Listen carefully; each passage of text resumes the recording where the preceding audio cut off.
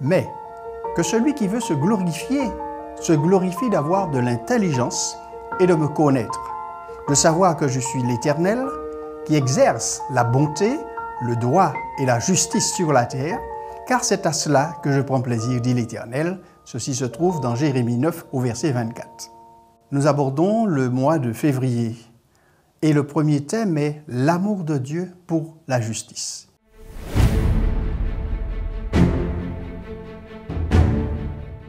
Jérémie est envoyé pour appeler le peuple choisi par Dieu à la vraie repentance, pour empêcher la captivité des Juifs. Il regrette leur vaine confiance par l'exemple de Silo.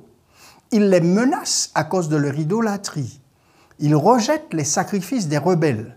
Il les exhorte à pleurer sur leurs abominations à Tophet et sur les jugements qui en découlent.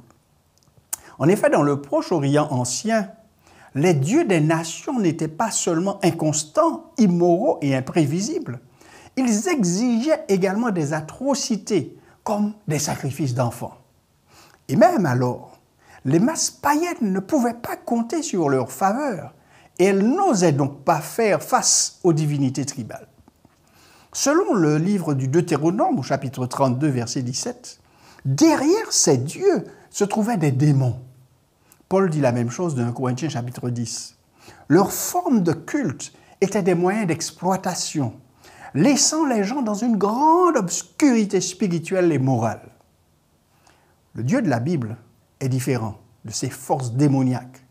Yahvé est parfaitement bon et son caractère est immuable. Et ce n'est que grâce à la bonté constante de Dieu que nous pouvons avoir un espoir maintenant et pour l'éternité. En contraste frappant avec les faux dieux du monde antique et même avec les dieux modernes d'aujourd'hui, Yahvé est profondément préoccupé par le mal, la souffrance, l'injustice et l'oppression qu'il condamne constamment et sans équivoque. Et plus important encore, il les éradiquera tous un jour. Après avoir dénoncé les pénitences insensées et éhontées du peuple juif et de ses dirigeants, le prophète Jérémie leur fait connaître leur jugement cruel. Il pleure sur leur état désespéré. Jérémie pleure sur les Juifs, sur leurs nombreux péchés et leurs jugements. La désobéissance est la cause de leur malheur amer. Il les exhorte à pleurer sur leur destruction et à ne pas mettre leur confiance en eux-mêmes, mais en Dieu qui exerce la bonté, le droit et la justice sur la terre. Il menace tant les Juifs que les païens. Tout au long des Écritures, l'amour et la justice de Dieu vont de pair.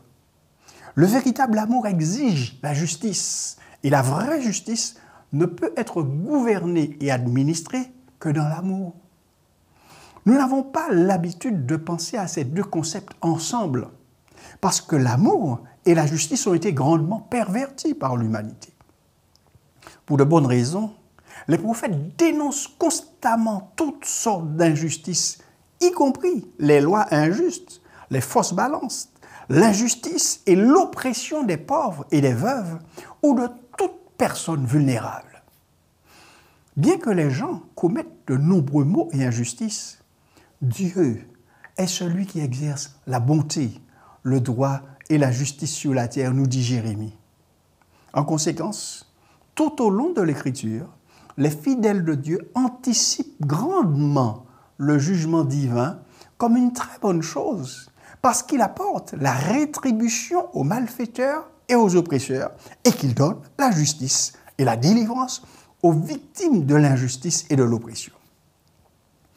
Dieu n'affirme pas simplement aimer la justice et appeler les gens à aimer et à pratiquer la justice, mais Dieu lui-même illustre parfaitement et inébranlablement ses traits.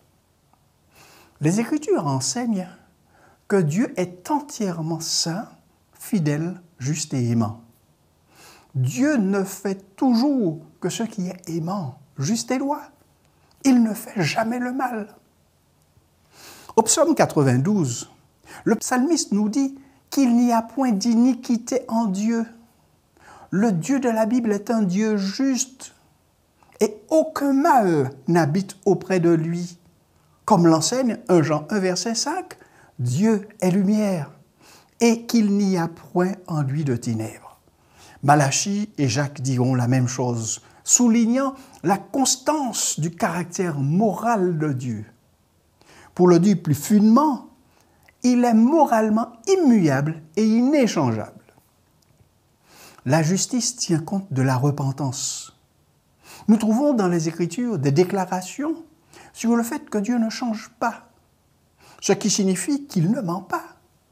De plus, des passages de l'Ancien Testament indiquent que Dieu se repent, dans le sens où il n'exécute pas le jugement attendu qu'il a annoncé en raison d'une mauvaise action humaine. Le fait que Dieu se repente ne signifie pas qu'il a menti au sujet de son jugement, mais qu'il change sa relation et ses actions envers les gens s'ils se repentent et décident de mener une vie de communion avec lui. Telle fut l'expérience des habitants de Ninive rapportée dans le livre de Jonas. Les Écritures révèlent son caractère. Dieu nous y fait lui-même connaître sa compassion et son amour infini. Quand Moïse lui adressa cette requête, « Fais-moi voir ta gloire », l'Éternel lui répondit, « Je ferai passer devant toi toute ma bonté. » Exode chapitre 33. Et passant devant Moïse, il s'écria, « L'Éternel, l'Éternel, Dieu miséricordieux et compatissant, lent à la colère, riche en bonté et en fidélité, qui conserve son amour jusqu'à 1000 générations, qui pardonne l'iniquité, la rébellion et le péché. Il est lent à la colère et riche en bonté, car il prend plaisir à la miséricorde. C'est là sa gloire. Dans le ciel et sur la terre, Dieu nous a donné des gages innombrables de sa bonté.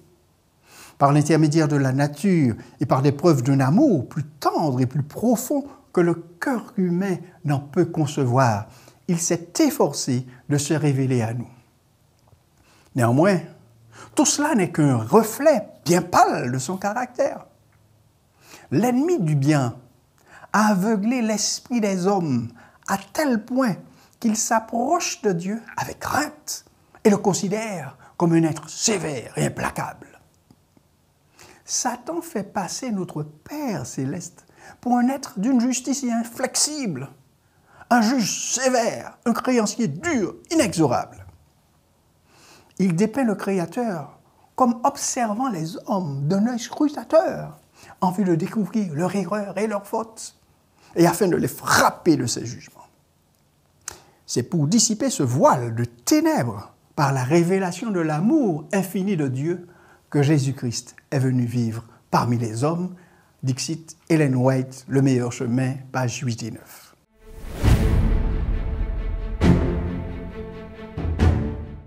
Étant donné que Dieu peut changer en termes de relation envers son peuple, lorsque ce dernier choisit de l'accepter ou de le rejeter, comment pouvons-nous refléter la justice aimante de Dieu lorsque nous faisons face à l'injustice et aux mauvaises actions dans la société où nous vivons?